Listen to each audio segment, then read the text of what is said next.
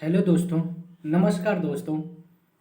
आज की इस वीडियो में हम बात करने वाले हैं गॉस की प्रमेय, गॉसेस थ्योरम, जो कि बहुत ही इम्पोर्टेंट है। गॉस की प्रमेय से जो है इंटर लेवल के अगर स्टूडेंट देख रहे हैं वीडियो को तो उनके लिए बहुत ही इम्पोर्टेंट, क्योंकि जो है एग्ज़ाम में बोर्ड एग्ज़ाम में जो है गॉस की प्रमेय जो है प्रूफ करने के लिए पूछ लिया जाता है। तो ये वीडियो जो है मोस्टली जो है उस तरह के स्टूडेंट्स के लिए है जो कम्पिटिटिव एग्ज़ाम्स के लिए जो है तैयारी कर रहे हैं। इसमें जो है हम इस वीडियो में मैं डेरिवेशन नहीं बता रहा हूँ। ये है कि वो स्टूडेंट भी जो है इसको जो है राइट कर लें और अच्छे से इन पॉइंट्स को भी तैयार कर लेंगे। ठीक है, तो जो भी पॉइंट्स मैं बता रहा हूँ इस वीडियो के माध्यम से बहुत ही इम्पॉर्टेंट हैं और ऑब्जेक्टिव टाइप में भी पूछे जाते हैं इस तरह के क्वेश्चन। ठीक है, तो अगर आप हमारे चैनल पर नए हैं तो हमारे चैनल को सब्सक्राइब कर सकते हैं और वीडियो अच्छी लगे तो लाइक कर देना और अपने दोस्तों के साथ शेयर कर देना। ठीक है, तो भाई गॉस की प्रमेय मैंने बताया कि बहुत ही इम्पॉर्टेंट है। ठीक है, तो गॉस की प्रमेय के बारे में मैं थोड़ा बहुत आपसे बात करने जा रहा हूँ। तो भाई गॉस की प्रमेय मतलब गॉसेस थ्योरम, या फिर इसको हम गॉस का नियम भी कहते हैं। ठीक है, गॉस की प्रमेय कहिए, गॉसेस थ्योरम या फिर गॉस लॉ भी कहते हैं, गॉस का नियम भी कहते हैं।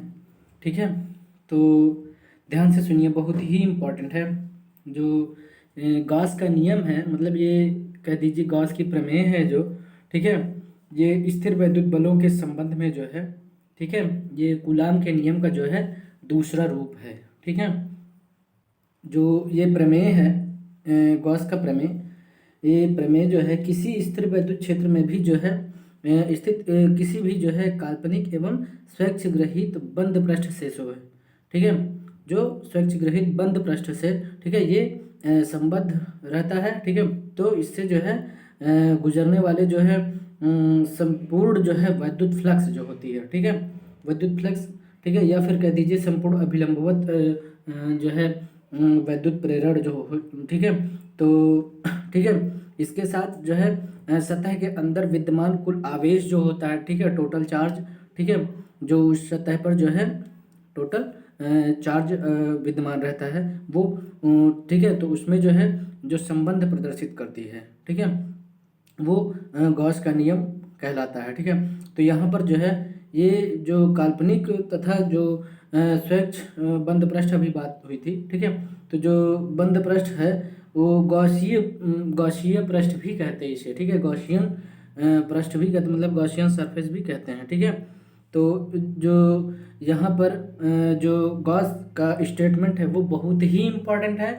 और मैं आपसे बता दूं कि गॉस के जो थ्योरम है, जो प्रमेय है, जो गॉस प्रमेय का जो स्टेटमेंट है, कथन है, वो केवल लिखने के लिए आ जाता है केवल 1 मार्क्स में। ठीक है, राइट करने के लिए। ठीक है, तो बहुत ही इम्पोर्टेंट है ये वीडियो, आपके लिए बहुत ही इम्पोर्टेंट होने वाला है। ठीक है, तो मैं गॉस के नियम का जो स्टेटमेंट है उसको बताने से पहले मैं आपको वैद्युत फ्लक्स पहले बता देता हूँ। ठीक है, तो वैद्युत फ्लक्स क्या होता है भाई, ठीक है सॉरी, तो वैद्युत फ्लक्स के बारे में हम बताने वाले हैं आपको। भाई वैद्युत फ्लक्स, वैद्युत क्षेत्र जो होता है, इलेक्ट्रिक फील्ड, ठीक है, तो वैद्युत क्षेत्र में किसी बिंदु के चारों ओर स्थित किसी सूक्ष्म पृष्ठ से, ठीक है, किसी सूक्ष्म पृष्ठ से संबद्ध या उस पृष्ठ से गुजरने वाला वैद्युत फ्लक्स उस बिंदु पर वैद्युत क्षेत्र की तीव्रता के पृष्ठ के अभिलंबवत घटक तथा पृष्ठ के क्षेत्रफल के गुणनफल के बराबर होता है। ठीक है, तो यहाँ पर देखिए कि वैद्युत फ्लक्स जो है उसको हम फाई से डिनोट करते हैं। ठीक है, और ई वेक्टर जो है वो वैद्युत क्षेत्र है। ठीक है, और डीएस जो है वो क्या है, पृष्ठ का जो है क्षेत्रफल है। ठीक है, तो क्या कहा गया है कि अभी इसके पहले जो वैद्युत फ्लक्स का जो डेफिनेशन है वो इसमें क्या कहा गया है कि भाई जो है वैद्युत क्षेत्र में किसी बिंदु के चारों ओर स्थित किसी सूक्ष्म पृष्ठ से संबद्ध या फिर उस पृष्ठ से गुजरने वाला वैद्युत फ्लक्स, उस बिंदु पर वैद्युत क्षेत्र की तीव्रता के पृष्ठ के अभिलंबवत घटक तथा पृष्ठ के क्षेत्रफल के गुणनफल के बराबर होता है। ठीक है, तो इसलिए वैद्युत flux phi is equal to E vector dot d s vector. Okay, तो ये जो है इसका जो है is equal to E d s cos theta भी हम लिख सकते हैं, क्योंकि यहाँ पर क्या कहा गया है कि वैद्युत क्षेत्र की तीव्रता के पृष्ठ के अभिलंबवत घटक, ठीक है, कंपोनेंट, ठीक है, वो यूज किया गया। ठीक है, तो E vector dot d s vector is equal to होता है, फॉर्मूला क्या होता है, E dot d s cos theta. Okay, तो वैद्युत फ्लक्स का फॉर्मूला याद रखिए आप। ठीक है, फाई इक्वल टू होता है ई vector dot d s vector. ठीक है, तो वेक्टर हटा तो यहाँ पर आ गया कंपोनेंट आ गया ई d s cos theta. Okay, अब हम आगे चलते हैं, जो कि बहुत ही इंपॉर्टेंट होने वाला है ये वीडियो आपके लिए। ठीक है, अब मैंने आपसे क्या कहा था कि जो वैद्युत फ्लक्स का जो फॉर्मूला है phi equal to E vector dot d s vector बहुत ही इंपॉर्टेंट है, इसको आप तैयार कर लीजिएगा, भूलिएगा नहीं। ठीक है, तो वैद्युत फ्लक्स फाई इक्वल टू क्या होता है formula, E vector dot d s vector is equal to E d s cos theta पे। ठीक है, यहाँ पर ध्यान दीजिए कि यदि बंद पृष्ठ पर वैद्युत क्षेत्र की जो दिशा, ठीक है, बाहर की ओर होती है, ठीक है, तब थीटा जो है न्यून कोण होने के कारण फ्लक्स धनात्मक होता है। ठीक है, इसके विपरीत यदि बंद पृष्ठ पर वैद्युत क्षेत्र की जो दिशा भीतर की ओर होती है, ठीक है, तब थीटा अधिक कोण होने के कारण फ्लक्स ऋणात्मक होता है। बहुत ही इंपॉर्टेंट पॉइंट है, याद रखिएगा ये कि बंद पृष्ठ पर वैद्युत क्षेत्र की दिशा बाहर की ओर होती है, तब थीटा न्यून कोण होने के कारण फ्लक्स धनात्मक होता है। इसके विपरीत यदि बंद पृष्ठ पर वैद्युत क्षेत्र की दिशा भीतर की ओर होती है, तब थीटा अधिक कोण होने के कारण फ्लक्स ऋणात्मक होता है। ओके, अब हम आपको बताने वाले हैं गॉस की प्रमेय। भाई गॉस की प्रमेय, गॉसियस थ्योरम, या फिर कह दीजिए गॉस का नियम क्या होता है। ठीक है, तो जो गॉस का नियम है, गॉस के नियम के अनुसार वैद्युत क्षेत्र में, ध्यान से सुनिएगा बहुत ही इंपॉर्टेंट है। ठीक है, वैद्युत क्षेत्र में किसी आकार के बंद पृष्ठ, ठीक है, किसी आकार के बंद पृष्ठ में से गुजरने वाला कुल वैद्युत फ्लक्स, ओके, इस बंद पृष्ठ के अंदर कुल वैद्युत आवेश का, ठीक है, 1/ε0 के गुना होता है। ठीक है, अर्थात यहां पर ये कह लीजिए जो phi is equal to close surface integral E vector dot d s vector के, ठीक है, इज इक्वल टू 1/ε0 के इंटू क्यू के। ओके, यहाँ पर ध्यान दे लीजिए कि जो इनके जो है हम आपको संकेतों के जो है अर्थ भी बता देते हैं, बहुत ही इंपॉर्टेंट है। ठीक है भाई, के क्या है, तो के माध्यम का परावैद्युतांक है। एप्सिलॉन नॉट क्या है, एप्सिलॉन नॉट वायु या फिर कह दीजिए कि निर्वात की विद्युतशीलता है। ठीक है, क्यू जो है बंद पृष्ठ के अंदर, ठीक है, बंद पृष्ठ के अंदर सभी आवेशों का बीजगणितीय योग है। ठीक है,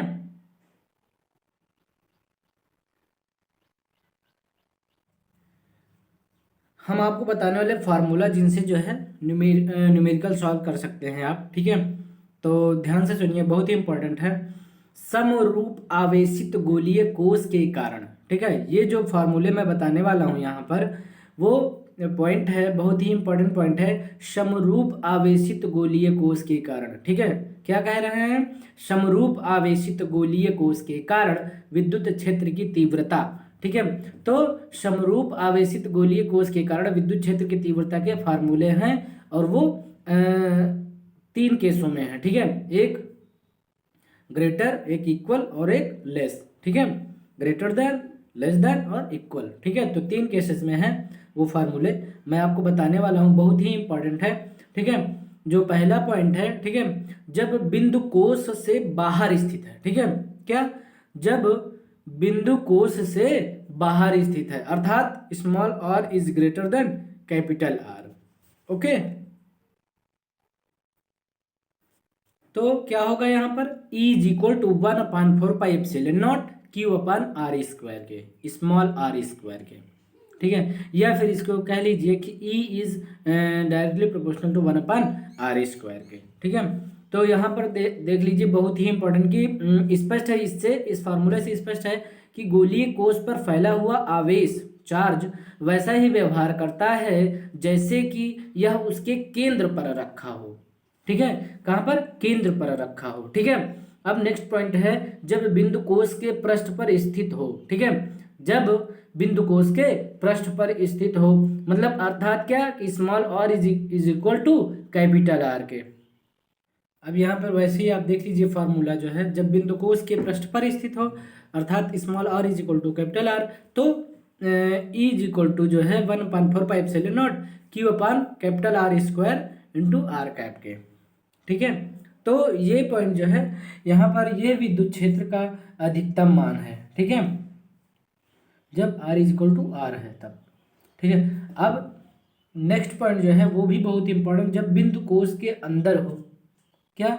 जब बिंदु कोश के अंदर हो मतलब अर्थात क्या कि small r is less than capital R। ठीक है, तो गोलीय कोश के अंदर विद्युत क्षेत्र का मान शून्य होता है। ठीक है, गोलीय कोश के अंदर विद्युत क्षेत्र का मान शून्य होता है अर्थात E इज इक्वल टू 0 पे। ओके, किसी आवेशित गोलीय चालक के कारण विद्युत क्षेत्र की तीव्रता। ठीक है, किसी आवेशित गोलीय चालक के कारण विद्युत क्षेत्र की तीव्रता, वहां पे समान रूप, ठीक है, समान आवेशित था। ठीक है, यहाँ पर किसी आवेशित गोलीय चालक के कारण विद्युत क्षेत्र की तीव्रता। ठीक है, तो इनके फार्मूले क्या हैं? ठीक है, तो जब R is greater than capital R हो तब, तो वहाँ पर अगर विद्युत क्षेत्र का मान निकालना है तो किस फार्मूले से निकालेंगे आप? तो E vector is equal to 1/4πε0 Q upon small r square into R cap. ठीक है, अब यहाँ पर देख लीजिए जब R is equal to R हो तब विद्युत क्षेत्र का फार्मूला क्या होगा? इस केस में जब हम विद्युत क्षेत्र का मान निकालेंगे तो किस फार्मूले से निकालेंगे? तो भैया फार्मूला है E vector is equal to 1/4πε0 Q upon capital R square into R cap के। ओके, या फिर ये कह लीजिए यहाँ पर कि E is equal to sigma upon ε0, जहाँ पर सिग्मा क्या है? सिग्मा आवेश का पृष्ठ घनत्व है। ठीक है, जिसका फार्मूला है सिग्मा इज इक्वल टू होता है Q अपान 4πr स्क्वायर के। और जो थर्ड पॉइंट है जब R is less than capital R हो तब E इज इक्वल टू 0 होगा, मतलब विद्युत क्षेत्र का मान R is less than R के केस में विद्युत क्षेत्र का मान क्या होगा? शून्य होगा। ठीक है, तो इन सभी फार्मूले जो हैं, ये जो मैंने बताए आपको फार्मूले, ये गॉस के जो है अनुप्रयोग के फार्मूले हैं। ठीक है, तो जब समान आवेशित गोलीय कोश हो तो उसके फार्मूले, ठीक है, या फिर किसी आवेशित गोलीय कोश के कारण जो है विद्युत क्षेत्र की तीव्रता का मान अगर निकालना है तो इस केस में जो फार्मूले मैंने बताए हैं। ठीक है, तो इस तरह के फार्मूले के पर जो है मैं आपको जो है अनुप्रयोग जो है इनके एप्लीकेशंस जो है, ठीक है, मैं आपको जो है ज़रूर वीडियो के माध्यम से बताऊंगा और समझाऊंगा भी। ठीक है, तो अगर वीडियो अच्छी लगे हमारी तो आप लाइक कर देना और अपने दोस्तों के साथ शेयर कर देना। ठीक है, धन्यवाद।